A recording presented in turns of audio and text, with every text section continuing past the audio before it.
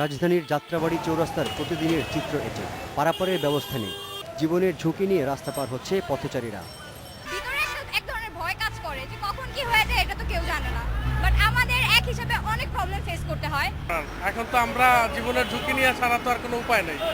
আমরা সাধারণ পাবলিক কিভাবে রাস্তা পার হবো এটা তো নিয়ে কারো মাথা ব্যথা নেই। এখানে ফ্লাইওভার আছে ঠিক আছে, কিন্তু এখানে তো আপনার চৌরাস্তা বলে অনেকগুলো রাস্তা আছে। তো এই পার থেকে যখন এই পারে মানুষ আসবে, আমি নিজেও যখন আসলাম প্রায় হয় যে অ্যাক্সিডেন্টের মুখোমুখি হতে হয়। ফ্লাইওভার হওয়ার আগে এখানে ছিল ফুটওভার ব্রিজ। ফ্লাইওভার নির্মাণের সময় সেটি ভেঙে ফেলা হয়, কিন্তু পথচারী পারাপারে রাখা হয়নি কোনো ব্যবস্থা। নেই ফুটপাত, এমনকি জ্যাব্রা ক্রসিংও। আমাদের রাস্তা পারাপারে অসুবিধা হয়, গাড়ি ঘোড়া মনে করেন সাথে একবারে কোনো সিগন্যাল নাই, কিছু নাই। আগে যে সুবিধাটা ছিল আপনার ফুটওভার ছিল, সেটা তো আর এখন সুবিধা পাচ্ছি না। আমাদের রিস্ক নিয়ে পারাপার করা লাগে। যাত্রাবাড়ি থানার তথ্য বলছে 2014 সালের জানুয়ারি থেকে এ বছরের ফেব্রুয়ারি পর্যন্ত সায়দাবাদ থেকে শনিরাখড়া পর্যন্ত সড়কে দুর্ঘটনায় মারা গেছে 33 জন। নিহতদের সবাই রাস্তা পার হতে গিয়ে দুর্ঘটনায় পড়েছে বলে জানিয়েছে পুলিশ।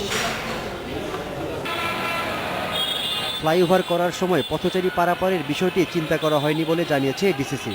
বলছে এতগুলো সড়ক দুর্ঘটনার ব্যাপারে তাদের কাছে তথ্য নেই। যেহেতু একটা রাস্তার মধ্যে ট্রাফিক যেত, এই ট্রাফিকগুলি এখন অনেকগুলি ফ্লাইওভারের উপর দিয়ে যাচ্ছে, অতএব ট্রাফিক লোড নিচে কমে গেছে এবং মানুষজন রাস্তার মধ্যে পারাপার হবে এই ধারণার থেকে ফুটওভার ওঠায় নিয়েছিল এবং অল্টারনেটিভ কিছু রাখা হয়নি বলে আমি মনে করি। দুর্ঘটনা রোধে প্রয়োজনীয় অবকাঠামো নির্মাণের আশ্বাসও দেন ডিসিসি কর্মকর্তা। Obaidur Rahman, independent news, Dhaka.